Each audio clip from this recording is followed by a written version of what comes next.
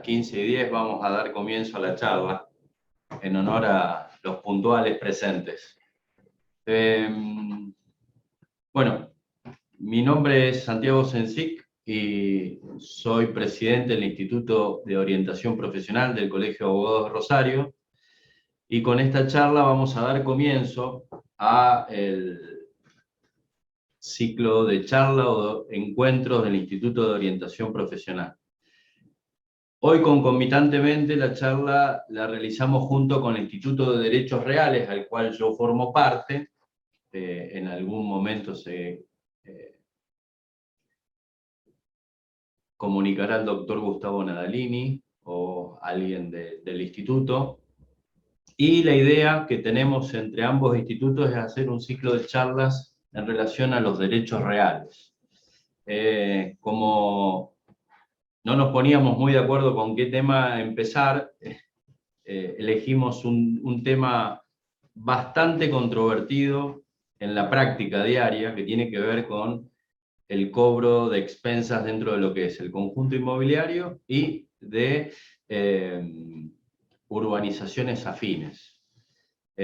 Así que espero que les interese. Voy a hacer una exposición muy corta. Tengo un pequeño PowerPoint. Pueden cortarme cuando ustedes lo crean conveniente para hacerme alguna pregunta de rigor. La idea es hacerlo muy dinámico, muy práctico, no meternos mucho en cuestiones de fondo que hagan tediosa la charla, sino verlo desde el punto de vista bien simple, como para poder ejercer la actividad profesional si nos toca alguna situación de las que yo les voy a plantear en un ratito, ¿sí? Cualquier cosa me pueden hacer la pregunta en vivo, o si quieren me lo preguntan por chat y en su momento yo puedo contestarlo. Lo puedo contestar en el mismo momento en que me hacen la pregunta o al final de la exposición. No tengo ningún inconveniente con respecto a eso. La idea es que la charla no dure más de 1 hora, ¿sí? Partiendo de que ya son 15:15 casi, pretendo terminarla a las 16, 16:05 máximo, más que nada por una cuestión de que todos tenemos cosas que hacer y me gusta que la charla sea dinámica, si no lo vamos a hacer demasiado tedioso como para que dure más de 1 hora o hora y media. Así que la pretensión es que dure entre 45 minutos y 1 hora. Espero que disfruten de la info. Cualquier cosa a disposición para cualquier tipo de consulta en relación a lo que yo esté comentando. Vamos a poner para compartir.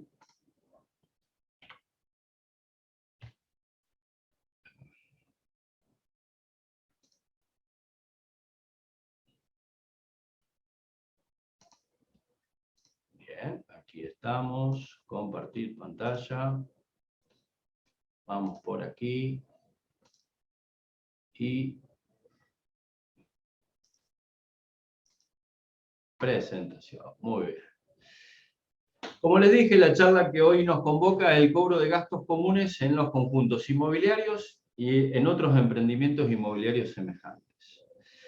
Con respecto a este tema en particular, tenemos que hacer desde el vamos una pequeña aclaración que tiene que ver con los conjuntos inmobiliarios que son anteriores a la reforma y los conjuntos inmobiliarios que son posteriores a la reforma. Cuando hablo de reforma del Código Civil y Comercial de la Nación, que entró en vigencia a partir del 1 de agosto del 2015.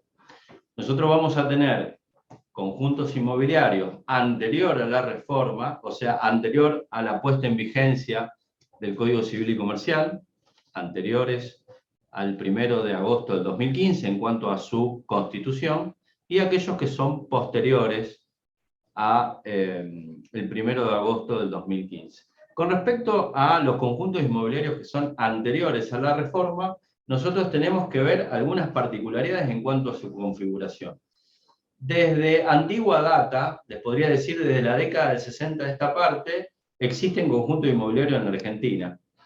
Esto quiere decir que nosotros, en el momento en que decidimos hacer un barrio cerrado, un country, un parque industrial, un shopping center o algún emprendimiento inmobiliario de estas características, anteriores al Código Civil y Comercial del 2015, no había un derecho real que lo configurara como tal. O sea, no existía la figura del conjunto inmobiliario como derecho real antes del 1 de agosto del 2015. Entonces, nosotros nos vamos a encontrar con distintos tipos de urbanizaciones que tengan las características que hoy tienen los conjuntos inmobiliarios, pero que van a estar constituidas de distinta manera. Puede ser a través de sociedades, donde cada propietario de lote es un socio de una sociedad, y entonces el sistema en el cual se encuentra ese conjunto inmobiliario será el sistema un sistema societario. Después podemos tener conjunción de derechos reales y personales.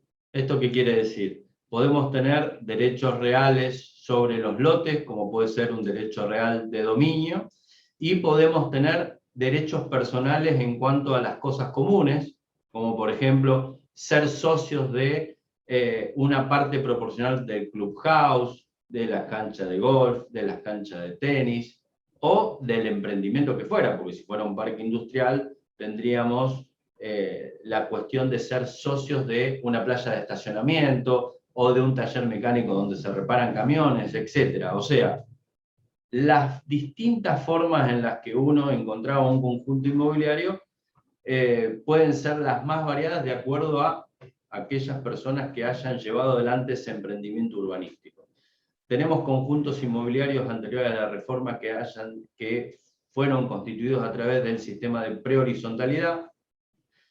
La ley de prehorizontalidad ya ha sido derogada por el Código Civil y Comercial, pero antiguamente se usaba la prehorizontalidad para poder constituir este tipo de conjuntos inmobiliarios o de emprendimientos inmobiliarios.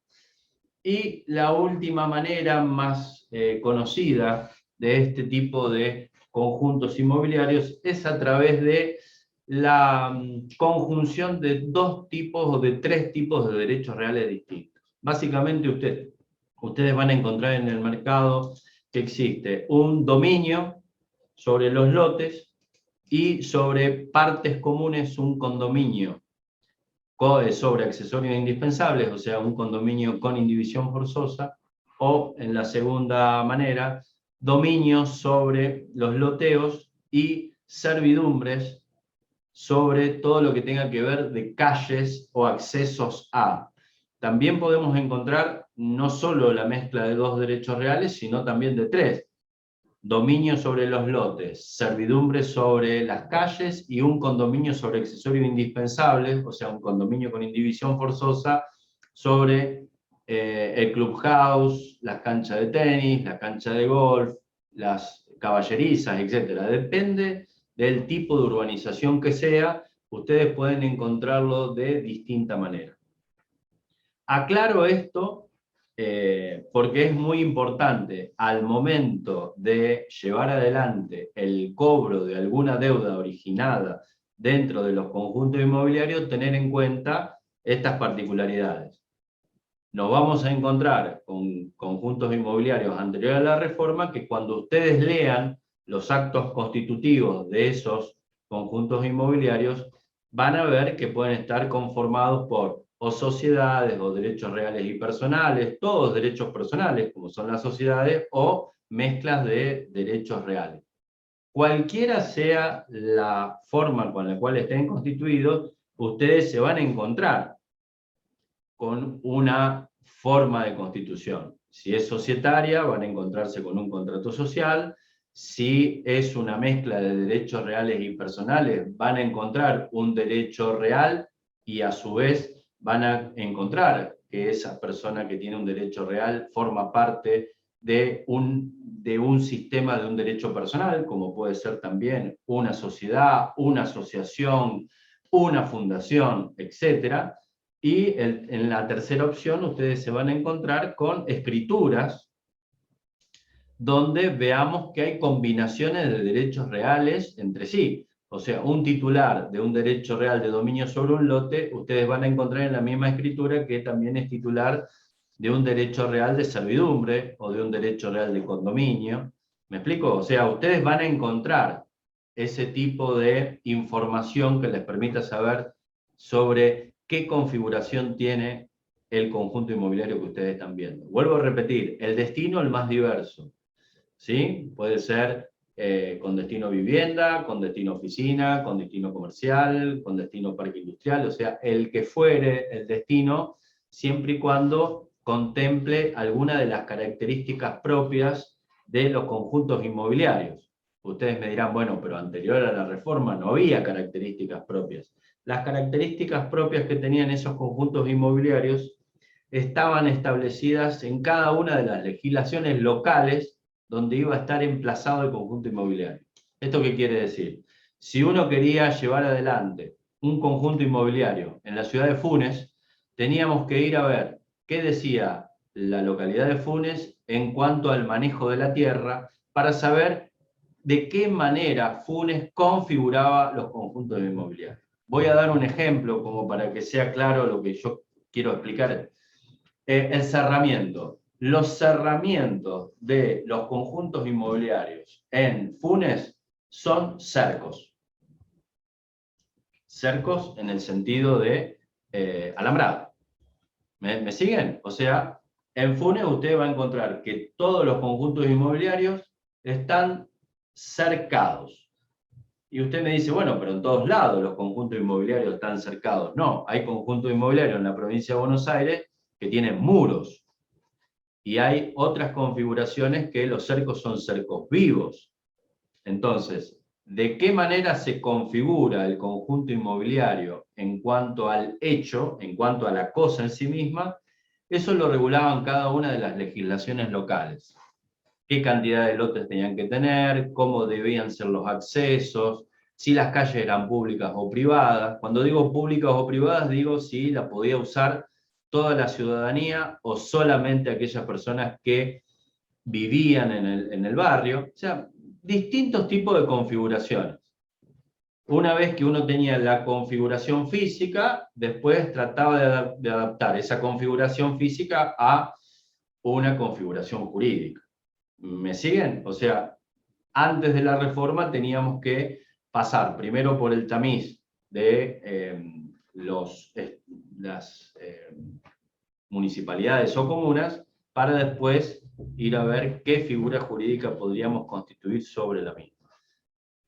Posterior a la reforma, obviamente esto todo cambia porque a partir del 1 de agosto del 2015 usted tiene el derecho real de conjunto inmobiliario. Y el derecho real de conjunto inmobiliario, que está legislado a partir del artículo 2073 y siguiente, de acuerdo al Código Civil y Comercial, dice que es una propiedad horizontal especial.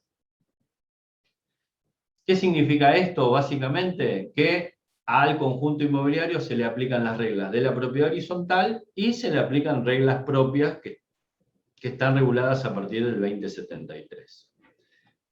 Hay un párrafo aparte en el artículo 2075 que tiene que ver con la adecuación de los conjuntos inmobiliarios anteriores a la reforma, llevarlos al siglo XXI y adecuarlos a la figura del conjunto inmobiliario que está contenida en el Código Civil y Comercial.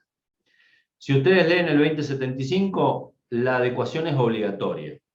Esto quiere decir, viene por imposición del imperio de la ley adecuar los conjuntos inmobiliarios anteriores a este nuevo derecho real. No se hace. ¿Sí? Ya ha habido muchísima crítica con respecto a esta obligación de adecuación. ¿Por qué? Porque si ustedes se fijan en el artículo 2075, verán que no hay sanción por la no adecuación. Entonces es como que la norma cae en desuetudo. No se usa, porque no tenemos cuál es la sanción por no adecuar. Sí estamos viendo dentro del mercado que empezamos a ver distintas maneras de adecuar. Cosa rara, porque el Código Civil y Comercial dice usted debe adecuar el conjunto inmobiliario anterior a la reforma a este derecho real a partir del 1 de agosto del 2015, pero cuando habla de adecuación, habla de la adecuación formal. ¿Esto qué quiere decir?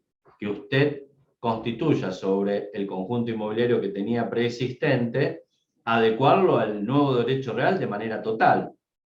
Plano, mensura, subdivisión, reglamento de conjunto inmobiliario, inscripción, adjudicación de cada una de las unidades funcionales a los propietarios, o sea, una adecuación total. Hoy en día ustedes van a encontrar en el mercado que se está hablando mucho de la adecuación funcional. La adecuación funcional quiere decir que a esos conjuntos inmobiliarios anteriores a la reforma se lleve a cabo un reglamento, que hoy le podemos llamar un reglamento interno, porque no se inscribe en el registro de la propiedad inmueble, pero con ese reglamento tratar de adecuar a ese conjunto inmobiliario anterior a la reforma al siglo XXI. ¿Por qué? Porque a veces las formas de constitución de esos conjuntos inmobiliarios anteriores a la reforma dejan muchas cosas sin tratar. La básica o una de las cuestiones centrales que deja sin tratar es el tema del cobro de los gastos el cobro de deuda de gastos comunes. Es por eso que muchos optan, muchos no, están tratando de adoptar la adecuación funcional para poder aplicar las normas del Código Civil y Comercial en materia de conjunto inmobiliario. Esto nos tiene que dar una pauta clara. ¿Cuál es la pauta clara? Que los conjuntos inmobiliarios anteriores a la reforma se rigen y regulan por sus normas. No se le aplican analógicamente las normas del Código Civil y Comercial en materia de conjunto inmobiliario.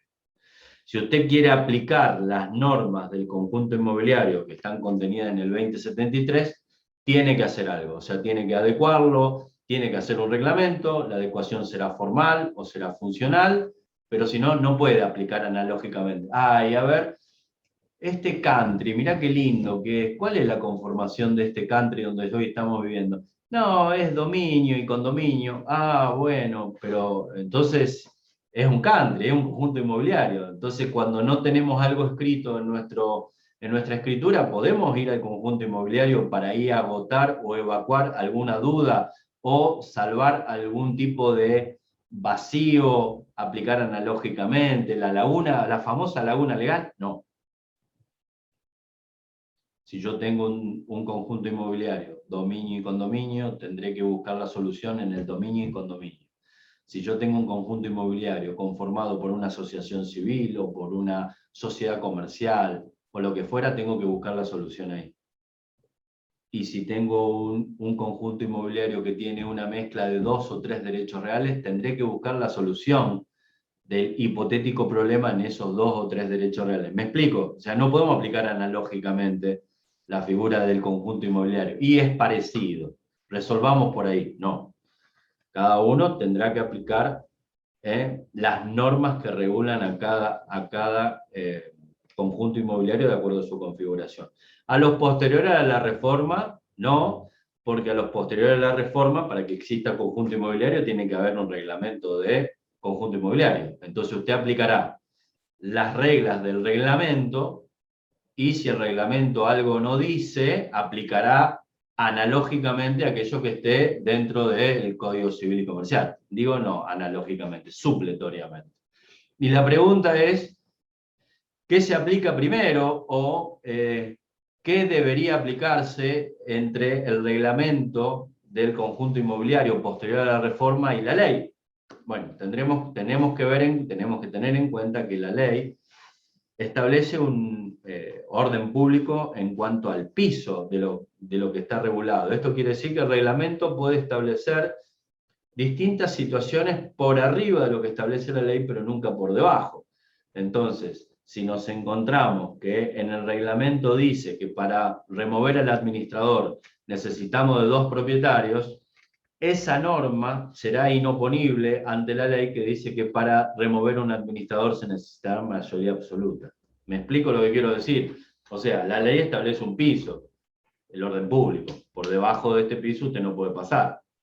Entonces, cuando usted va a leer qué dice el reglamento, tenga la precaución también de leer qué dice la ley, porque el reglamento podrá ir más allá de lo que establece la ley, pero nunca por debajo de lo que establece la ley, porque, como ya les repetí, tenemos aquí el orden público.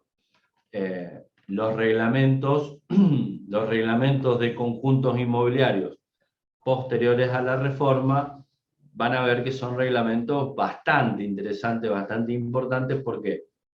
Porque dentro de ese reglamento, en el conjunto inmobiliario, ustedes van a encontrar cuestiones que tienen que ver con el reglamento de edificación, el reglamento que tiene que ver con el orden disciplinario, el tema de las cuestiones arquitectónicas y paisajísticas. O sea, van a encontrar muchísima información que no la van a encontrar en el Código Civil y Comercial. El Código Civil y Comercial lo que hace es nombrarlas para que después ustedes puedan, dentro de los reglamentos, establecer algunas reglas de juego con respecto a qué se puede construir. Si hay una limitación al derecho de propiedad, ustedes lo van a encontrar en los conjuntos inmobiliarios, porque claramente de la lectura de la distinta normativa se desprende que el reglamento puede ser muy limitativo, en el sentido de usted construye lo que yo le digo, con la cantidad de metros que yo le digo, pone las cortinas que yo le digo, planta lo que yo le digo y puede tener la mascota que yo le digo. ¿Me explico? Que en otro lugar parece directamente irrazonable lo que yo acabo de plantear. El Código Civil y Comercial en materia de conjunto inmobiliario no le hace ningún tipo de mella a esto, sino que dice, lea lo que establece el reglamento. Después veremos si el reglamento, por ser un contrato, es abusivo o no, y usted podrá plantear algún tipo de crítica a algún tipo de cláusula. Pero en principio, el orden público está establecido en que en el reglamento pueden tener distintos tipos de cláusulas, sean estatutarias o reglamentarias. O sea, hay cláusulas que van a ser obligatorias, que tienen que estar en todos los reglamentos, pero una vez que usted cumple con las cláusulas obligatorias que tienen que estar en todos los reglamentos, usted puede encontrar otro tipo de cláusulas que estarán dentro de lo que se llama la autonomía de la voluntad, dentro de los contratos, como es el reglamento de propiedad horizontal. Entonces, para lo que nos sirve hoy, porque estamos hablando de cobro de gastos comunes, tener en cuenta esto, tener en cuenta que hay urbanizaciones anteriores a la reforma, urbanizaciones anteriores al 1 de agosto del 2015 y urbanizaciones posteriores al 1 de agosto del 2015. Las urbanizaciones posteriores al 1 de agosto del 2015 van a ser conjunto inmobiliario como derecho real. Las urbanizaciones anteriores a la reforma tendremos que ver cuál es la naturaleza jurídica, o sea, cómo se han configurado jurídicamente. ¿Estamos? ¿Por qué tenemos que determinar esto? Para saber cuál es el paso siguiente, o sea, cómo cobramos, cómo se generan las deudas y de qué manera. Voy a hacer una pequeña aclaración con respecto a gastos comunes. Nosotros vamos a ver que en materia de conjuntos inmobiliarios anteriores a la reforma, vamos a utilizar el término gastos comunes sin ningún tipo de tapujo. La pregunta es si existen los gastos comunes en los conjuntos inmobiliarios anteriores a la reforma, porque muchas veces ni siquiera hay cosas comunes. Si yo les acabo de decir recién, tenemos un conjunto inmobiliario que está constituido con dominio en los lotes. O sea, hay 10 lotes, hay 10 propietarios distintos, ¿sí? Y después tenemos las calles que son servidumbre de paso.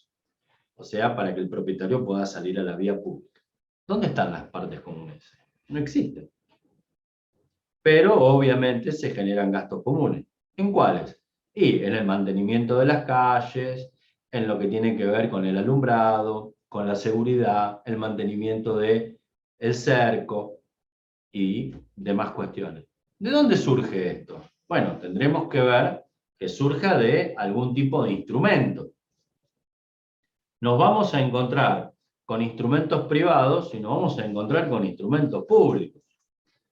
Entonces hay que estar muy atento de dónde surgen estos gastos comunes por el tema después para poder hacer el cobro. O sea, obviamente cuando hablamos de gastos comunes estamos hablando en cuanto a su concepto de aquellos gastos que se generan por el mantenimiento y la conservación de las cosas y partes comunes. No es que hay una diferencia entre gastos comunes y gastos especiales. ¿Sí? El gasto común es el que origina la cosa común. De ahí viene la palabra común. Y no porque existan gastos exorbitantes o gastos especiales. Para nada. Viene de ahí. Pero en algunas urbanizaciones ustedes van a encontrar como que no hay específicamente cosas y partes comunes, sino que ustedes van a encontrar que hay servicios que les son comunes a todos del mantenimiento, que son cosas que pueden ser propias o parcialmente propias o ajenas, como el caso de la servidumbre. O sea que le vamos a llamar gasto común solamente por una cuestión de facilidad en el nombre. El artículo 2048 del Código Civil y Comercial clasifica los gastos comunes en gastos comunes ordinarios y extraordinarios. Esta clasificación es importante. En materia de conjuntos inmobiliarios posteriores a la reforma, será importante en tanto y en cuanto usted vea que dentro del reglamento estén establecidos los conceptos de los gastos que son ordinarios. Los gastos comunes ordinarios son aquellos que se desprenden del reglamento de conjunto inmobiliario. Ahora, los gastos comunes que se originen por asamblea serán gastos comunes extraordinarios. Esto dice el artículo 2048. Tampoco es tan así, porque como verán ustedes, a veces uno pasa por asamblea un gasto, pero el gasto es totalmente ordinario. Lo que es extraordinario es el monto económico del gasto. Entonces uno va a la asamblea para tener la autorización en hacer un gasto importante, pero no va a la asamblea a que le autoricen hacer el gasto común, porque el mantenimiento es un gasto común ordinario. A la cosa hay que mantenerla, no le tengo que pedir a nadie permiso para gastar para mantener. ¿Me explico? Ahora bien, cuando ese gasto de mantenimiento es excesivo, van a ver que generalmente los consorcios pasan por asamblea esto, pero por una cuestión de que el gasto en sí mismo es significativo. Pero eso no transforma ese gasto en extraordinario.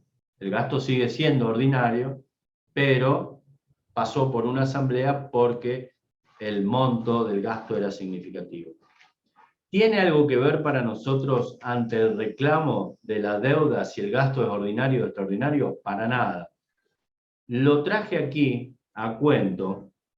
¿Por qué? Porque nosotros vamos a ver que hay reglamentos conformados por distintas urbanizaciones que van a tener otro tipo de conceptos en cuanto al gasto. Digo conceptos y clasificaciones. Gastos comunes tipo A, tipo B, aquellos originados por el mantenimiento de la cancha de golf. O sea, todo lo que nosotros podamos leer en los reglamentos y demás, en cuanto a la configuración del concepto del gasto, no tiene nada que ver en cuanto al cobro. ¿Por qué digo esto? Por los legitimados. Nosotros teníamos bastante claro los legitimados hasta la ley 27.551 en relación al artículo 8. La ley 27.551 fue la ley que modificó algunos artículos del contrato de locación de cosas. Básicamente esta ley lo que habla es del contrato de locación de inmuebles. Y entonces en el artículo 8 establece que tiene a su cargo el inquilino las expensas ordinarias. En realidad no lo dice así, es un poco más largo, porque después lo complejiza mucho, pero digo para nosotros, aquí lo básico. El artículo 8 dice que los inquilinos tienen a su cargo las expensas ordinarias y los propietarios las expensas extraordinarias. Vuelvo a repetir, no es así porque el mismo artículo 8 dice que el inquilino tiene a su cargo las expensas que él aprovecha de manera directa, aquellas que son habituales, sean ordinarias o extraordinarias. O sea que al final del artículo hace una mezcla tremenda que obliga a que uno tenga que repensar los contratos de locación en cuanto a los conceptos que tiene que poner de expensa que va a contribuir el inquilino, pero esa es otra charla. Digo, ordinarios, en principio inquilino, extraordinarios locador. Entonces parecería ser que aquí la clasificación ha tomado sentido, porque ¿qué sentido tiene clasificar la expensa ordinaria y extraordinaria cuando la paga siempre el propietario? Si el propietario dice, a ver, hoy tengo que pagar despensas extraordinarias 20 y de ordinarias 10. ¡Qué bueno! Si la va a pagar él mismo, estén clasificadas o divididas o no, es igual. ¿Qué le genera al propietario el tema de la conceptualización de gastos comunes ordinarios? La previsibilidad en el gasto, nada más. Pero al ser el legitimado del pago, que sean ordinarias y extraordinarias es lo mismo.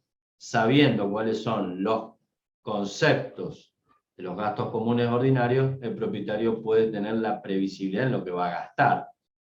Aunque estamos en una economía inflacionaria, esto puede variar hoy por hoy de manera mensual. Pero, digo, por ahí pasa la cuestión en cuanto a la clasificación ordinario-extraordinario.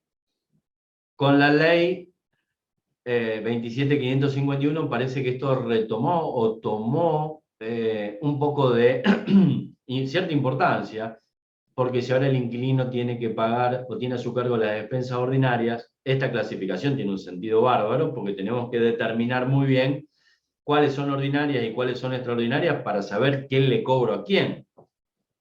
Bien, no. Tanto las despensas ordinarias o las despensas extraordinarias, en cuanto al cobro judicial, nada tiene que ver el inquilino. Nosotros estamos ahora parados desde el punto de vista del consorcio. El consorcio del conjunto inmobiliario o aquella figura que tiene a su cargo el cobro de los gastos comunes en los conjuntos inmobiliarios anteriores a la reforma. ¿Sí? No estamos hablando de locador y locatario, estamos hablando de se me deben gastos comunes. ¿A quién se los cobro?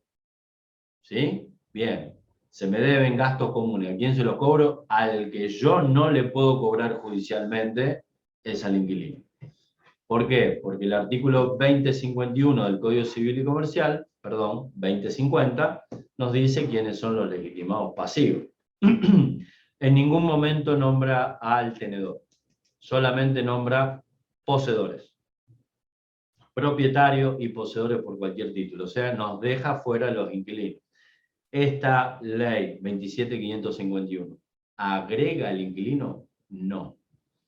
Será una cuestión contractual entre el locador y el locatario, pero nosotros, que somos los abogados del consorcio, nosotros tenemos que llevar adelante la acción contra el propietario o contra el poseedor. Más adelante vamos a ver quién es el verdadero legitimado pasivo, de acuerdo a si el conjunto inmobiliario sea anterior o posterior a la reforma. Pero por ahora les aclaro esta cuestión de gastos comunes y el tema de la clasificación y la no pertinencia del artículo 8 de la 27.551 en cuanto a si agrega o no un legitimado al cobro. No lo hace, para nada. La deuda de los gastos comunes en cuanto a su cobro judicial, vamos a hablar directamente en cuanto al cobro judicial, nosotros tenemos que, hay conjuntos inmobiliarios anterior a la reforma que tenemos que ver qué dice, ¿sí? O sea, cómo se configura ese conjunto inmobiliario para saber de qué manera puedo llevar adelante el cobro judicial. Algunas cuestiones que son significativas. Tenemos que ver cómo está configurado este conjunto inmobiliario anterior a la reforma, porque podemos encontrarnos con que existe una persona jurídica o que no exista una persona jurídica. Si el conjunto inmobiliario anterior a la reforma está configurado como sociedad, asociación civil, fundación, etc., nosotros nos vamos a encontrar con que existe una persona jurídica y ahí automáticamente ya sabemos quién es el legitimado activo a iniciar la acción.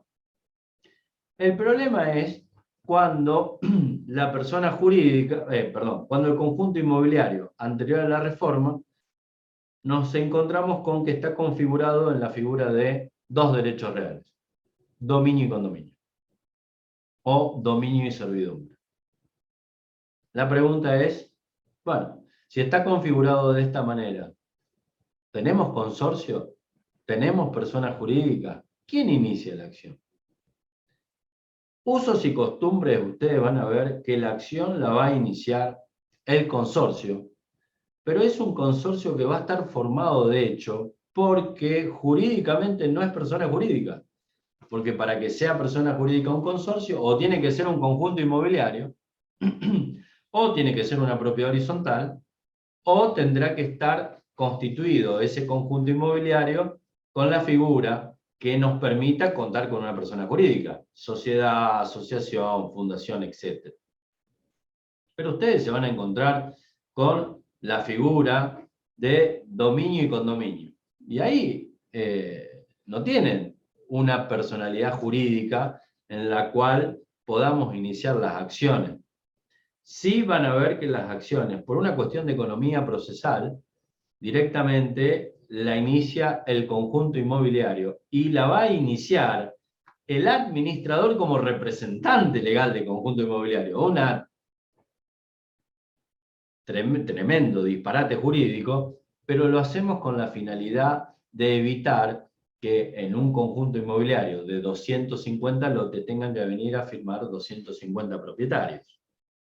O cuál es la unión jurídica que existe entre los 250 propietarios y aquel que los administra. ¿Qué vamos a encontrar nosotros? Actas de asamblea. ¿Sí? Vamos a encontrar actas de asamblea en las cuales los propietarios le autorizan al administrador a hacer tal o cual cosa. La pregunta es cuál es la relación jurídica que existe entre el administrador y los propietarios. Vuelvo a repetir. Si estamos en un conjunto inmobiliario configurado como una sociedad, ustedes verán que el administrador y los propietarios estarán unidos, jurídicamente hablando, por la figura societaria. Entonces tendremos a socios y a directores o a gerentes o a la figura societaria que sea, y entonces el vínculo jurídico será ese, que sobreviene de una sociedad, de una asociación, de una fundación, etc. Pero en materia de dominio y condominio, dominio y propiedad horizontal, no tenemos la vinculación jurídica directa. ¿Cuál sería la vinculación jurídica directa para que un administrador represente a ese conjunto inmobiliario? Como no hay persona jurídica, técnicamente tendría que haber ¿qué?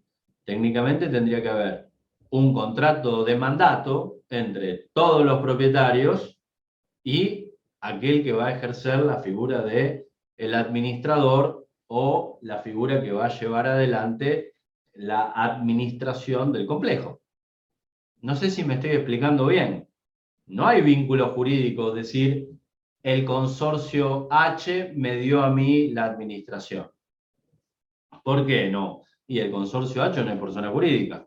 Entonces, ¿cómo me podrían, por acta de asamblea, constituir como administrador? No sé si me estoy explicando bien.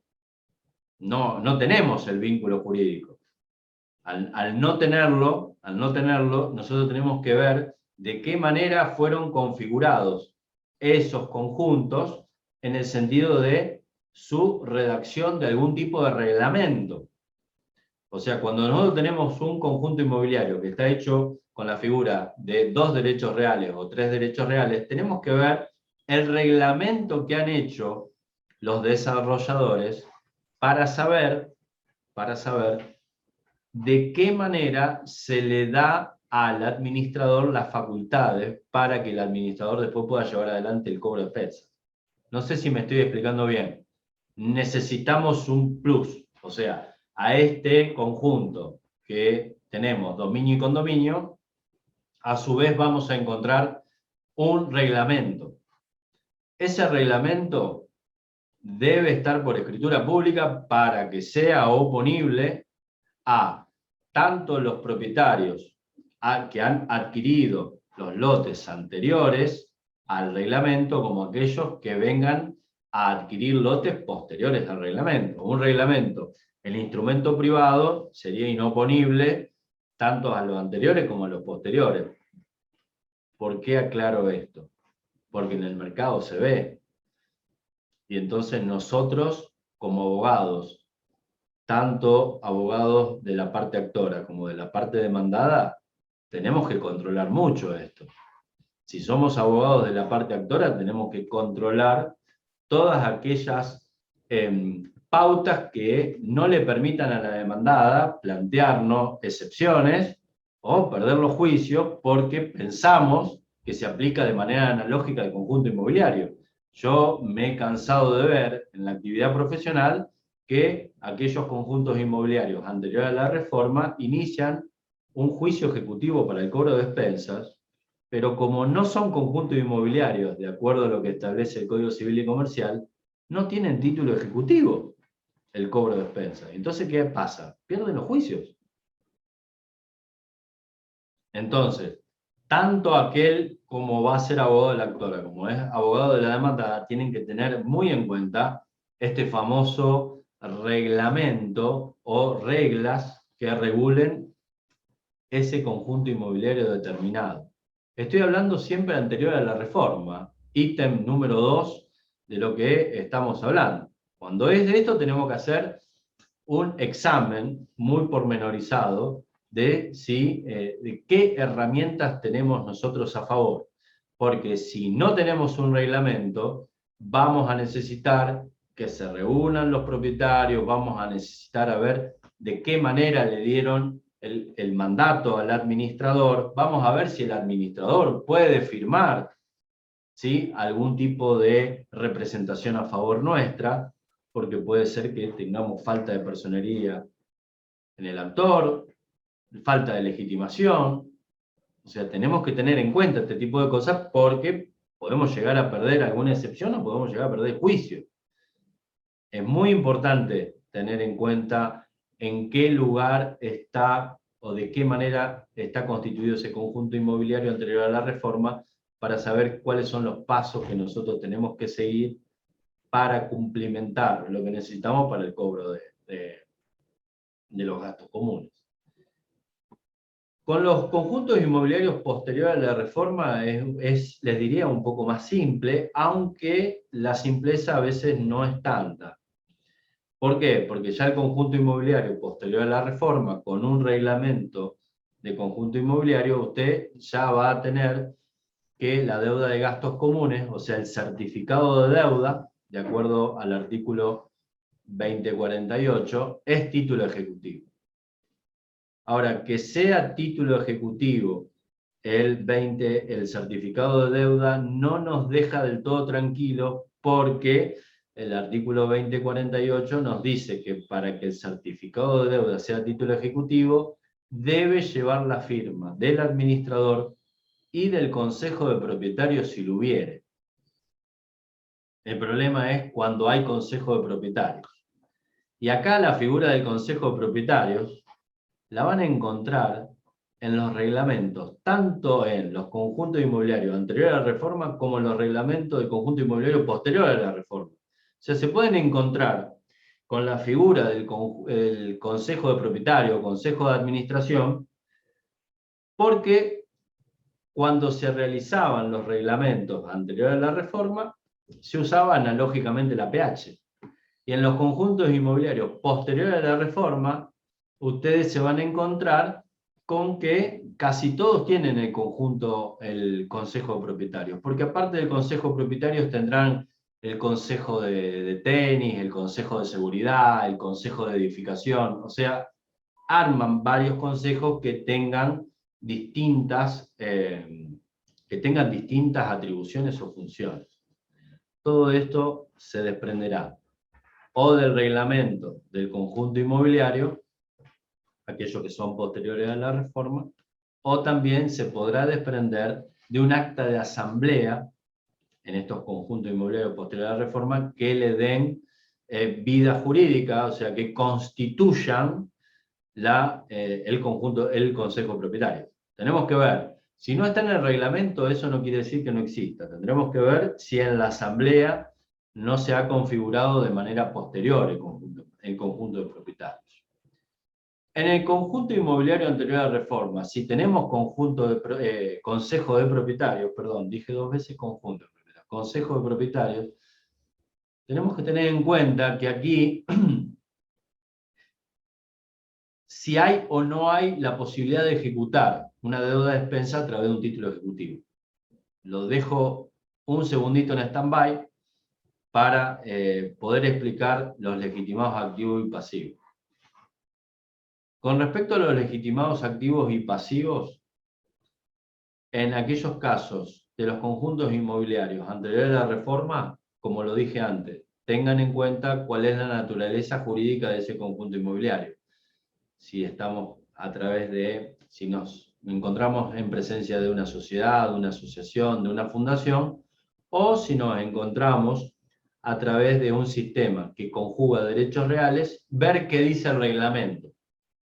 El reglamento que tenga ese conjunto inmobiliario anterior a la reforma nos define quién va a ser el legitimado activo, o sea, quién va a impulsar la acción. ¿Qué van a encontrar en el mercado? Acciones que inician conjuntos inmobiliarios que no tienen persona jurídica, pero que le van a dar una personería, entre comillas, jurídica, a los fines de poder iniciar una acción judicial a tenor de la economía procesal, de la celeridad procesal, porque si no sería un engorre total tener que proceder a buscar la firma de todos los propietarios como autores o como demandados, sería un tremendo desgaste jurisdiccional innecesario. Entonces, a esos fines ustedes van a ver que el consorcio H inicia una demanda, pero técnicamente no es persona jurídica porque no es un conjunto inmobiliario de acuerdo a lo que establece la ley, y la figura utilizada para conformarlo es la figura entre dos derechos reales. No hay problema en ese sentido. Lo que sí tenemos que tener en cuenta es si tenemos o no título ejecutivo. En los conjuntos inmobiliarios anteriores a la reforma, el principio general es que no tenemos título ejecutivo y tenemos que acudir a una acción ordinaria para su cobro. Ese es el principio general. Conjuntos inmobiliarios anteriores a la reforma no tenemos título ejecutivo y por ende tenemos que recurrir a una acción ordinaria para el cobro de la deuda. ¿Estamos? Sí, ¿podemos tener títulos ejecutivos? Podemos tener títulos ejecutivos en tanto y en cuanto dentro de ese reglamento que yo les acabo de nombrar, redactado por escritura pública, se establezca por acuerdo de partes que la deuda de expensas será título ejecutivo el certificado emitido por el administrador.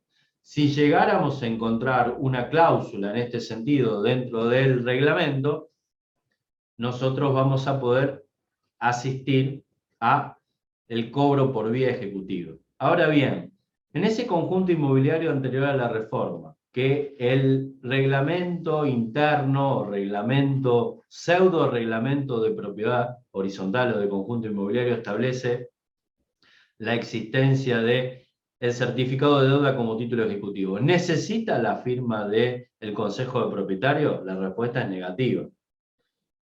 Porque para que el título ejecutivo necesite la firma del administrador y del consejo propietario, tenemos que estar dentro del conjunto inmobiliario propiamente dicho, o sea, de aquellos que son posteriores a la reforma o han sido adecuados de manera total, o sea, de manera formal, al derecho real de conjunto inmobiliario.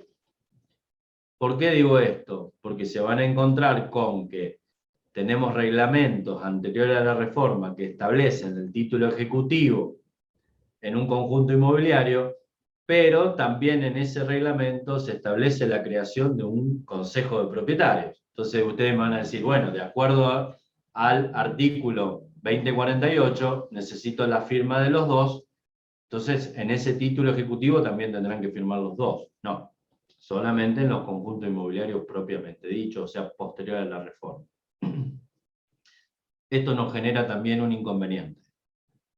El conjunto inmobiliario es un órgano, el conjunto inmobiliario dije, perdón, el consejo de propietarios generalmente es un órgano colegiado, o sea que está formado por más de una persona. Y cuando está formado por más de una persona, vamos a dar un ejemplo fácil y práctico, 3. ¿Quién firma el certificado de deuda, que es título ejecutivo? Lo tienen que firmar los 3, lo tiene que firmar uno, lo tienen que firmar 2 por ser mayoría. ¿Qué pasa si ese consejo de propietarios está formado por 4? Lo tienen que firmar 3 para que sea mayoría, si lo firman 2 ya no sirve. ¿Cómo funciona esto? Bueno, esto funciona tan mal, que en el proyecto de reforma del Código Civil y Comercial, por decreto del año 2018, una de las reformas más importantes era quitar de plano que el Consejo de Propietarios tenía que firmar el certificado de deuda. Primero porque no lo quieren firmar, porque tienen miedo de que ahora van a estar metidos en un juicio. Y segundo, que la ley no aclara cuántos consejeros tienen que firmar el certificado de deuda. Consejo, si asisten a conjuntos inmobiliarios o si asisten a consorcios de propiedad horizontal, establezcan por asamblea la forma en que el Consejo va a desarrollar sus atribuciones y quiénes son los que tienen a su cargo la firma de los certificados de deuda para hacer título ejecutivo. ¿Para qué? Para que en caso de alguna crítica hecha por un abogado que defienda al deudor, que uno pueda decir, se firmó por un consejero, porque así lo resolvió la asamblea de fecha tal, de que cuando se emite el certificado de deuda firma el presidente del consejo. O firman presidente y secretario. ¿Me explico? O sea, ya le damos un marco normativo dentro de la propia propiedad horizontal o conjunto inmobiliario a los fines de evitar planteos con respecto a la firma del consejo.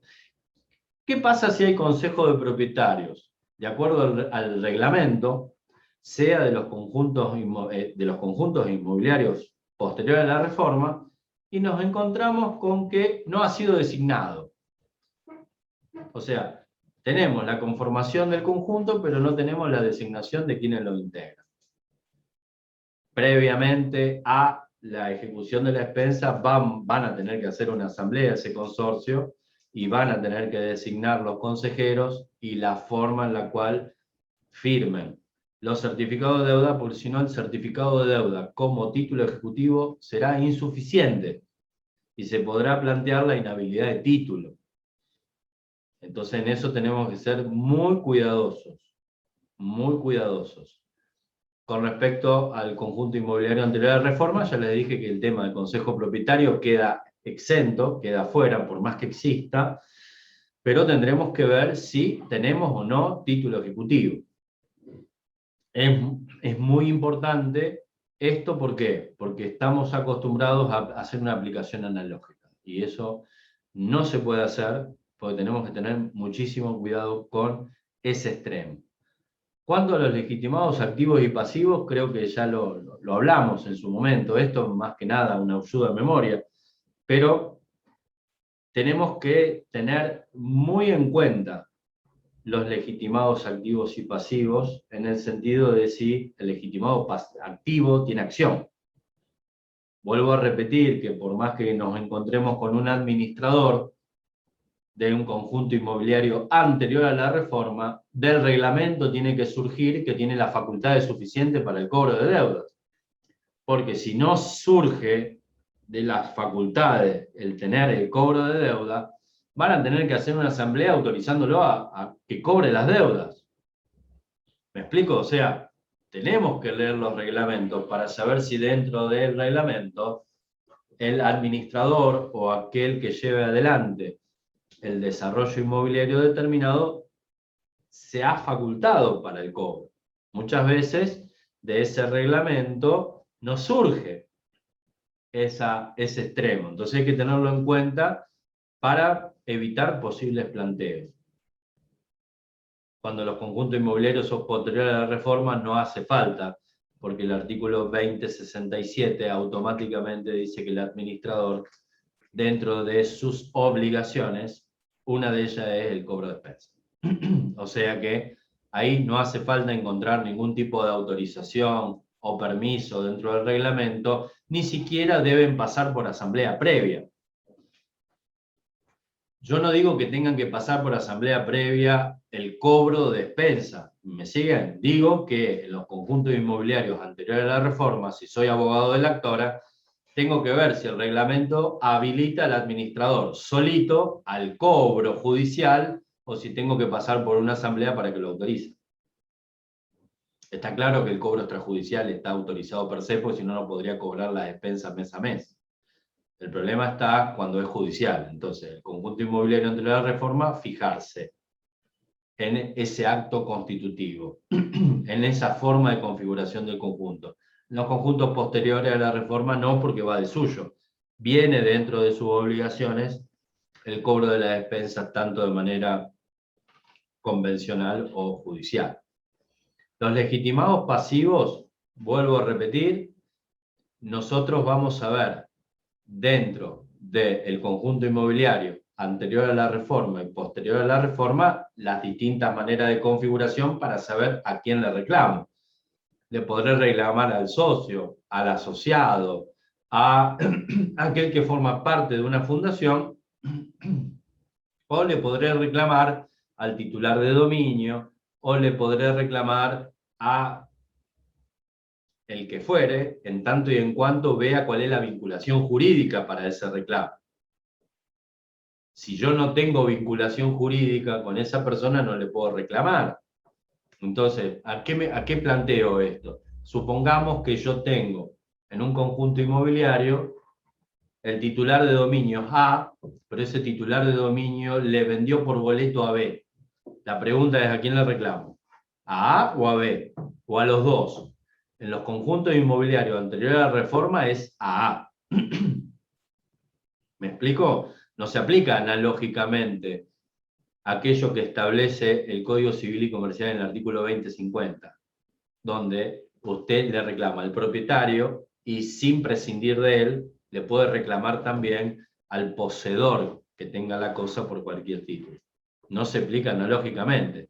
Si usted quiere que eso se aplique, va a tener que hacer o una adecuación funcional o una adecuación formal.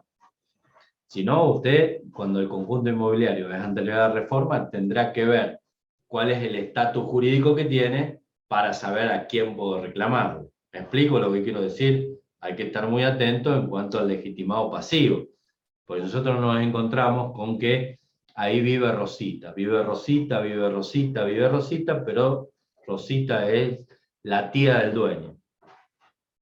No le puedo reclamar a Rosita, le voy a reclamar al dueño, o sea, al titular de esa parcela. Y tendremos que ver si es titular de la parcela o socio de la parcela, tendremos que ver la configuración jurídica. No le puedo reclamar a cualquiera. Ahí tenemos que estar muy atentos. La situación planteada del artículo 8 de la ley 27.551, se los conté ya en su momento, al inquilino a esto lo dejamos afuera, será una cuestión de locador y locatario. Estoy viendo que hay chat, yo en un ratito los habilito porque si no salgo de la pantalla y no les puedo seguir la charla. Si me dan un segundo, yo ahora voy al chat. Y en cuanto a la competencia, tengan en cuenta aquí de que si es título ejecutivo, tendremos que ver si está por debajo de la cuantía de los juzgados de distrito para poder pasar al juzgado de circuito de ejecución. Hoy por hoy, si no tengo mal entendido, estamos cerca de los 90.000 pesos. O sea, cuando pasan los 90.000 pesos, vamos directamente a distrito, y cuando estamos por debajo de los 90.000 pesos o hasta los 90.000 pesos es circuito de ejecución. Ahora bien, cuando no tenemos título ejecutivo, tendremos los juzgados de circuito o los juzgados de distrito, el juicio ordinario pertinente. Creo que los juzgados de circuito el monto era un poco más alto, pero no sé bien cuánto era, creo que eran 200 y pico de mil pesos. Si alguno tiene esa data, vendría bárbaro, pero digo, tengan en cuenta el tema de la competencia. No es porque sea título ejecutivo va siempre ordinario, y no es porque no tenga título ejecutivo también vaya siempre ordinario, sino que tendremos que ver aquí sí o sí el tema de la cuantía. ¿Es necesario hacer el embargo preventivo cuando nosotros vamos a hacer el cobro de gastos comunes? Si estamos en conjuntos inmobiliarios anterior a la reforma, ¿sí? Les digo que es imprescindible. ¿Por qué? Porque tenemos que ver cuál es el estatus jurídico que tiene ese conjunto inmobiliario en cuanto a la configuración, y el embargo preventivo aquí se impone para que no pueda disponer ni el socio su porción societaria, ni el asociado su porción de asociación, o aquel titular de dominio o condominio disponer de su derecho real de dominio, porque el escribano, cuando lee una escritura y dice Juan es titular de dominio de un lote de terreno ubicado en tal lugar, si no ve que surge la figura del conjunto inmobiliario o hay un reglamento que lo restrinja o que está dentro de la escritura, el titular, el escribano no va a pedir un libre deuda de expensa. Entonces lo puede transmitir tranquilamente. Entonces, para evitar esa transmisibilidad y quedarse sin posibilidad de cobro, tenemos que ir al tema del embargo preventivo. Ahora bien, el artículo 1937 nos permite una salida con respecto a obligaciones que se transmiten por sucesores particulares, o sea, obligaciones transmitidas con respecto a sucesiones particulares, o sea, el típico caso de la compraventa. El 1937 dice que aquel que recibe una cosa por la cual tiene una obligación contraída, la misma, va a responder con la cosa, pero aquel que me transmitió responde con todo el patrimonio.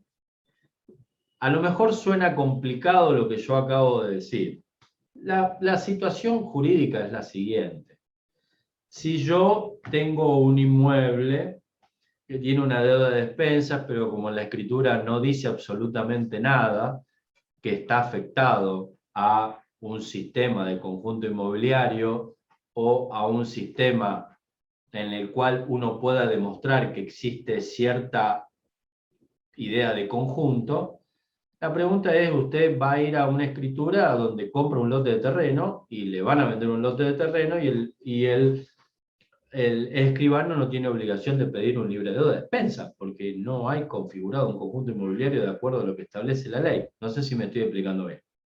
No tiene la obligación legal de pedirlo, porque el conjunto inmobiliario anterior a la reforma no tiene ese requisito legal y posterior a la reforma tampoco. O sea, tenemos que ver qué dice el reglamento. O sea, si yo llevo a la venta un inmueble que está dentro de un country, tendré que ver o prever que previamente haya algún tipo de reglamento que me diga que en ese lugar hay un country. Porque si no, tendrá la forma de country, estará cerrado como un country, tendrá toda la pinta de country, pero lo que no será es un country. No sé si me estoy explicando bien. Entonces tenemos que ver que lo jurídico esté acompañado de lo fáctico, o de lo fáctico o del hecho esté acompañado de lo jurídico. A veces no pasa. Entonces uno tiene que estar muy atento con eso, porque tranquilamente uno podría disponer y el consorcio o la figura jurídica que sea se encontraría con que automáticamente nos evitamos de poder cobrar. Entonces, ¿el embargo preventivo se impone? En este tipo de casos le digo que sí. Ahora bien, ¿qué pasa si el embargo preventivo no se llevó a cabo? ¿Hay algún tipo de solución? Bueno, para los conjuntos inmobiliarios anteriores a la reforma, la solución la trae el 1937, que dice que las obligaciones que se transmiten entre sucesores particulares aquel que tramitió una obligación en la cual respondía todo su patrimonio, aquel que recibe esa cosa en posesión, puede, o sea, la recibe con la obligación y va a responder solo con la cosa. O sea, yo podría cobrarle la deuda de despensas a aquel adquirente, ¿sí?, de un lote dentro de un barrio privado por este artículo 1937. Y entonces esta persona se vería afectada en su derecho patrimonial porque él en su momento no pidió un libre de deuda de despensa porque en la escritura no figuraba que fuera parte de un conjunto inmobiliario dentro del marco jurídico. A la vista sí parecía, pero en el marco jurídico no, entonces no pidió el libre de deuda. Aconsejo que independientemente que no esté previsto dentro de el reglamento o que no haya reglamento, pedir un libre de deuda porque gasto de despensa se configura. El artículo 2049 es ya específico para los conjuntos inmobiliarios posteriores a la reforma.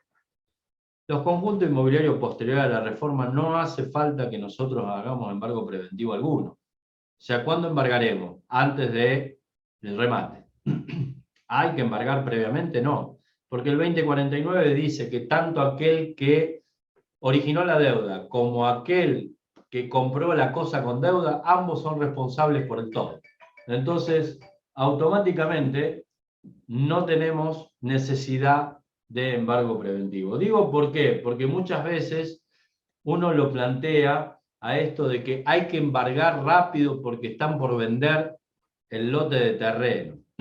Hablando de conjunto inmobiliario posterior a la reforma. Lejos está el salir a embargar antes de que vendan, porque si venden nos quedamos sin posibilidad de cobro. Nada que ver. Primero, el escribano está obligado a pedir libre de deuda de despensa, así que automáticamente nos vamos a encontrar ahí con que existe un deudor. Y si por las casualidades hubieran hecho solamente un boleto de compraventa, vamos a encontrar que contenemos dos deudores.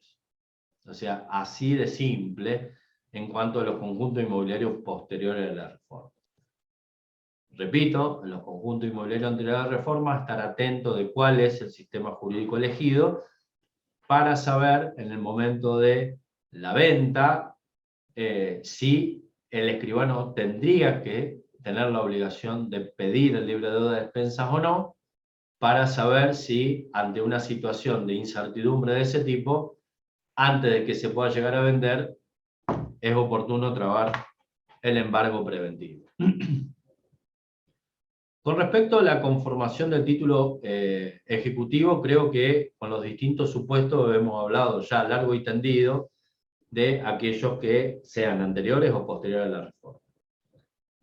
En cuanto a los distintos supuestos, quiero decir de si deben llevar la firma del administrador solamente o la firma del administrador o consejo de propietarios, de acuerdo a si estamos dentro de los conjuntos inmobiliarios posteriores a la reforma. Hay que tener mucho cuidado con esto por el tema de excepciones.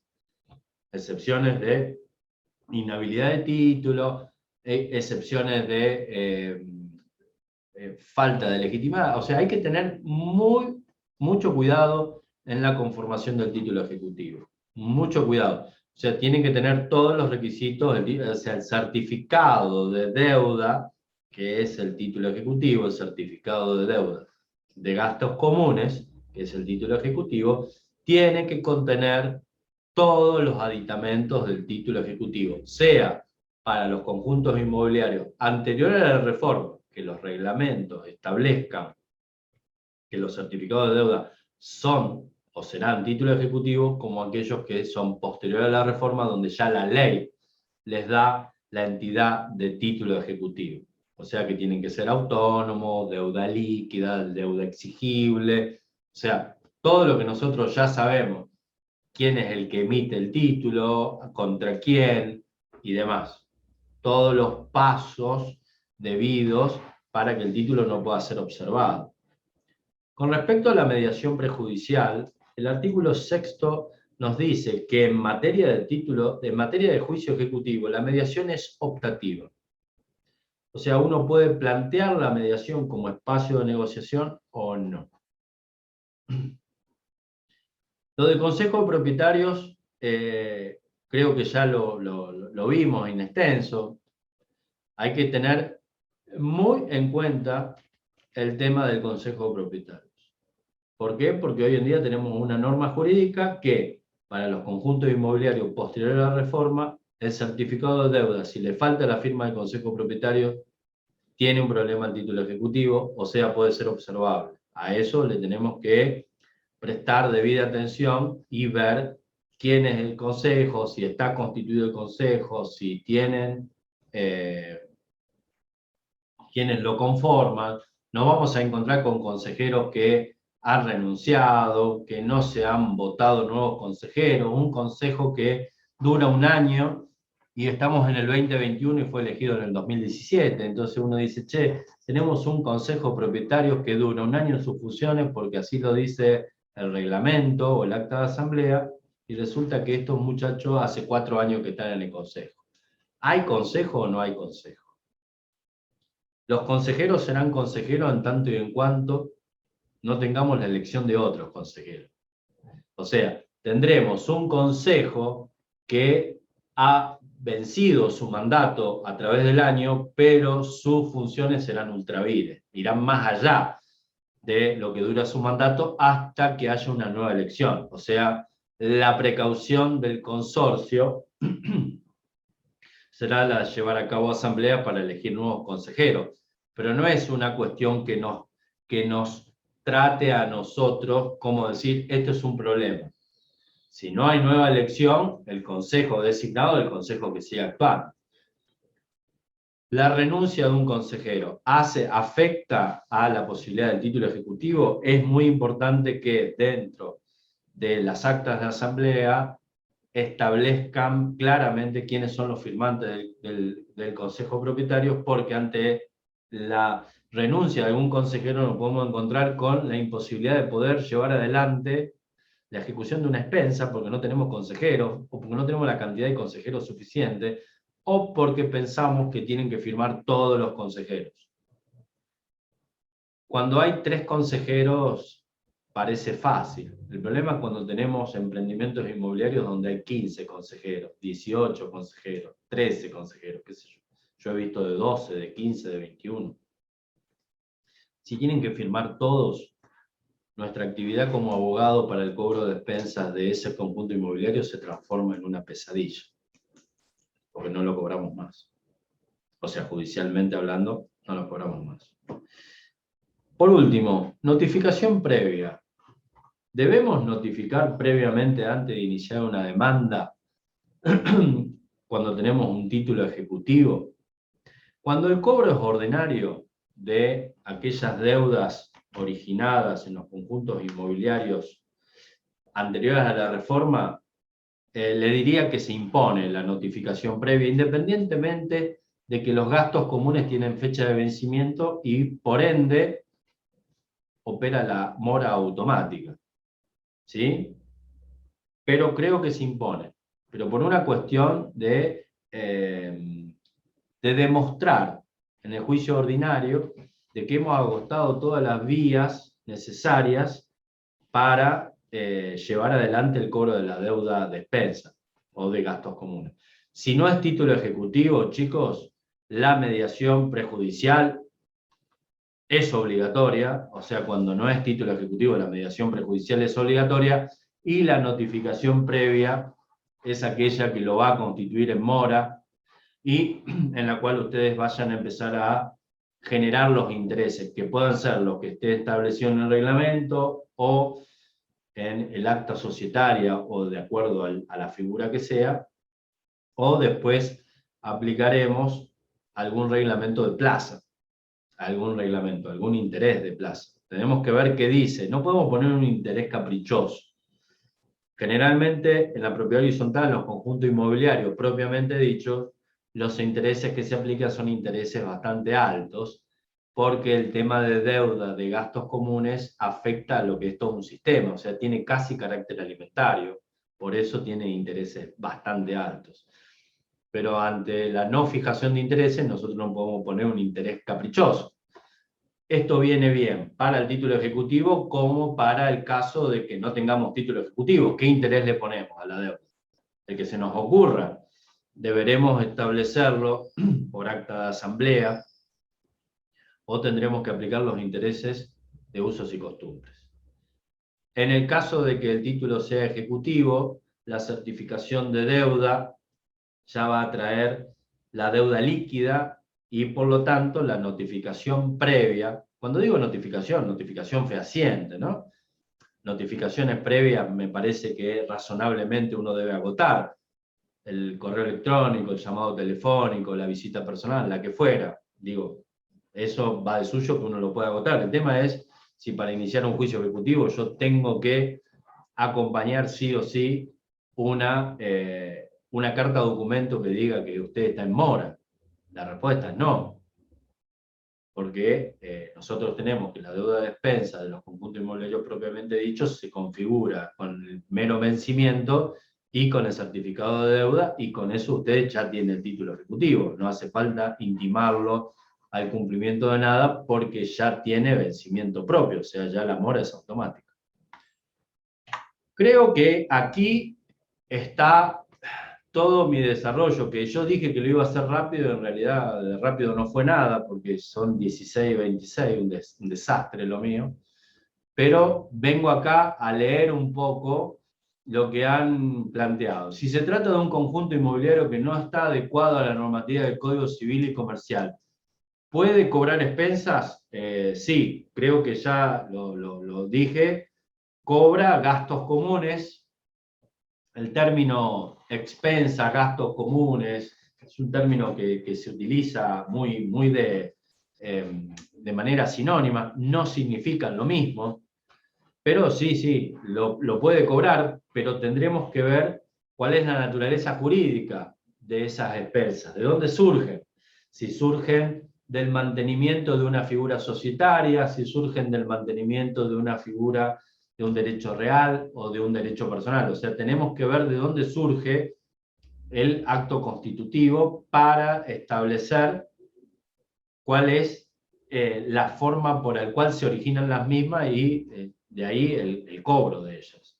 Si las calles del barrio cerrado son consideradas públicas por el municipio, ¿se puede arrogar la potestad de cobro a los vecinos por barrido y limpieza? Lo van a encontrar muchísimo.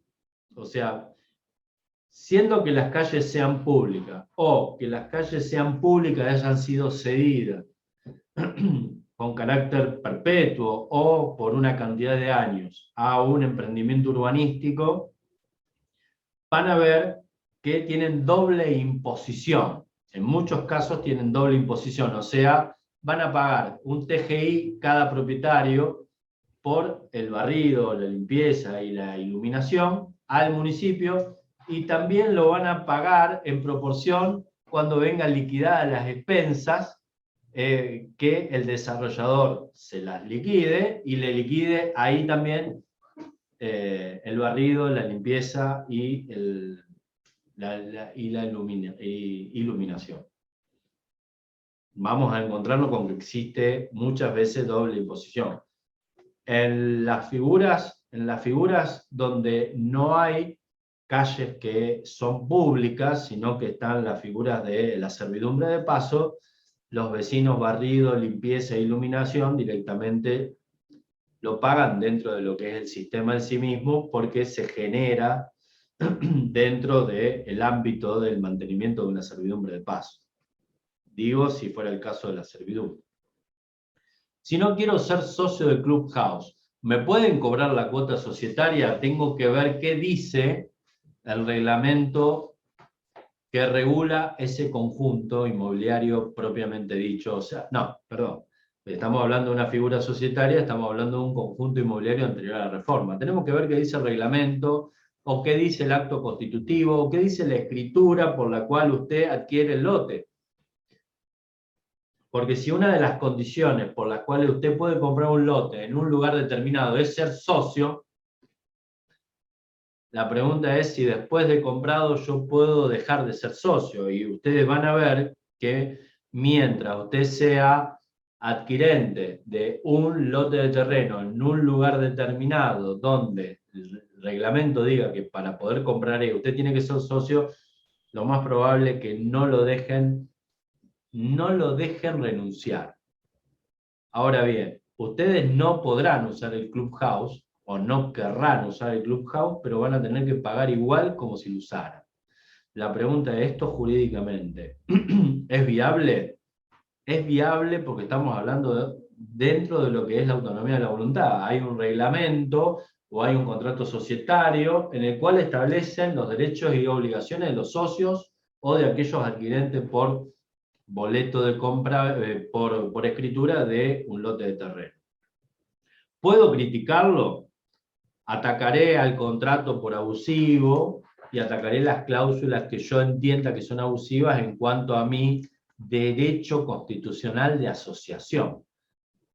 O sea, cuando a mí me obligan a asociarme es porque está afectándose mi derecho constitucional de asociarme o no asociarme.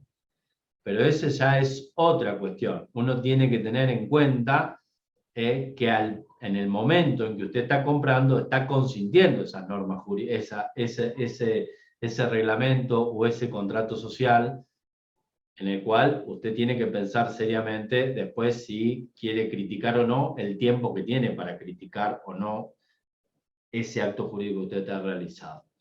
Una asociación civil que no tenga regularizada su actuación ante la IGJ, está legitimada activamente para el cobro de expensas, no tiene nada que ver una cosa con la otra.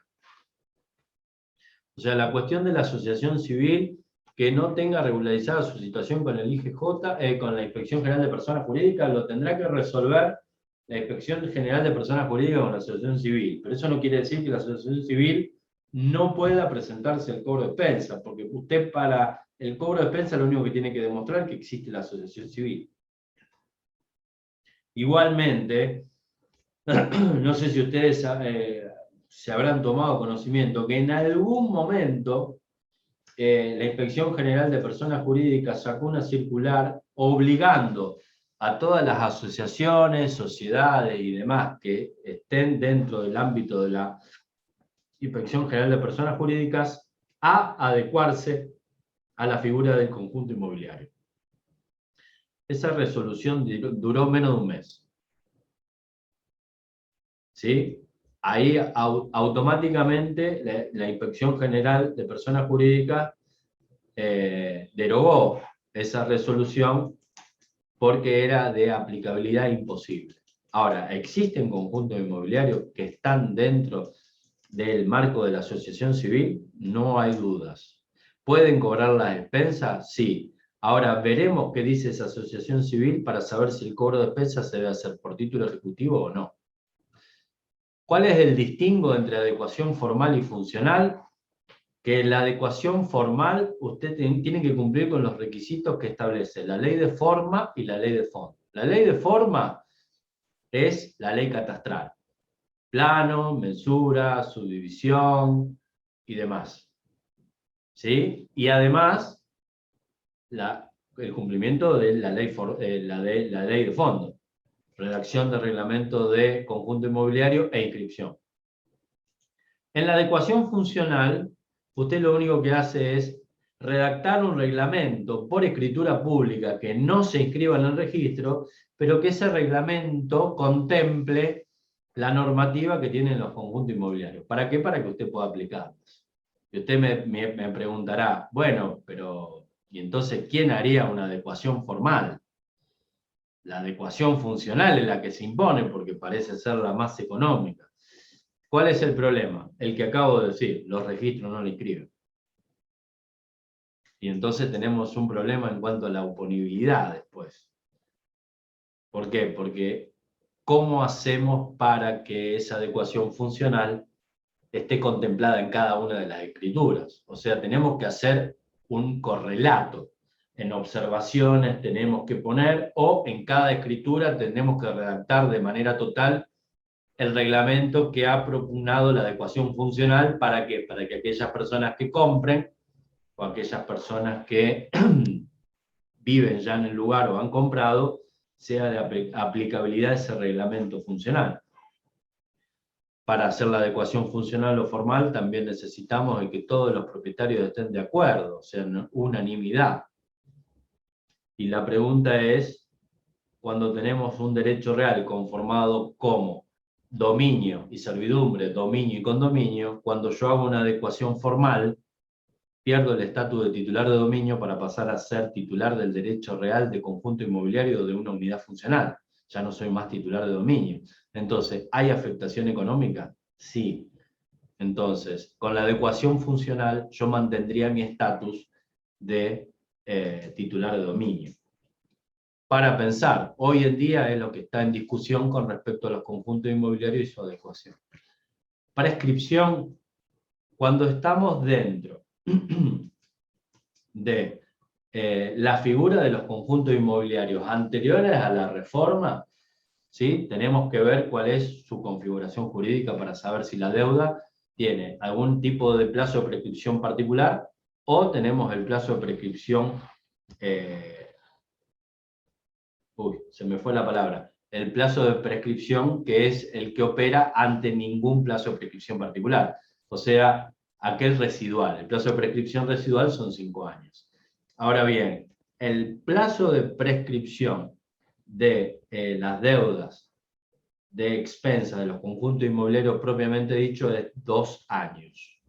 Pero la prescripción de esas expensas se cuenta mes a mes.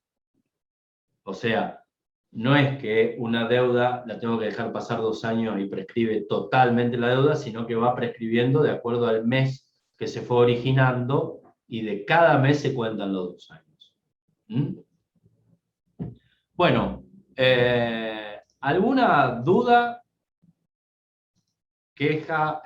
Porque al final de cortito no fue nada esto.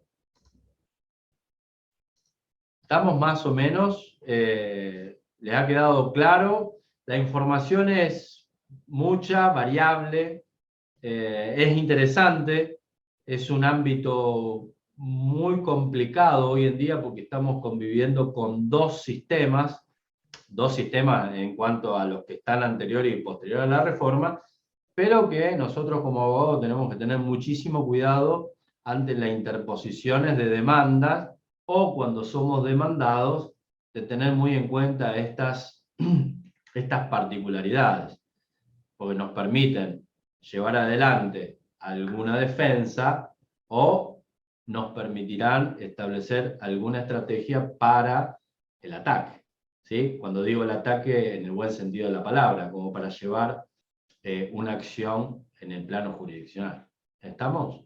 ¿Sí? A tener muy en cuenta. Los conjuntos inmobiliarios posteriores a la reforma es como que nos simplifican un poco, pero ya les digo que no van a encontrar muchos conjuntos inmobiliarios posteriores a la reforma, y menos aquellos que hayan procedido a su adecuación. Les diría que en Santa Fe creo que se adecuó formalmente uno, y en la ciudad de Santa Fe. Y adecuaciones funcionales en Santa Fe no hay ninguna, porque el registro no las inscribe. Y en Buenos Aires el registro no inscribe las adecuaciones funcionales, y sí las formales, pero tampoco hay muchas, porque el costo es tremendamente excesivo. ¿Listo? ¿Sí? Bueno, muchísimas gracias por haber participado. Los voy a mantener al tanto de las distintas reuniones que vamos a hacer del instituto y del ciclo de charlas en materia de propiedad horizontal. Fíjense cómo me traiciona el subconsciente, de charlas en materia de derechos reales. Vamos a ir viendo varias distintas. Sí, se grabó. Se grabó, ahora voy a cortar y seguramente se va a publicar en la página del colegio y en YouTube, como siempre. Muy agradecido. Cuídense, pásenla lindo.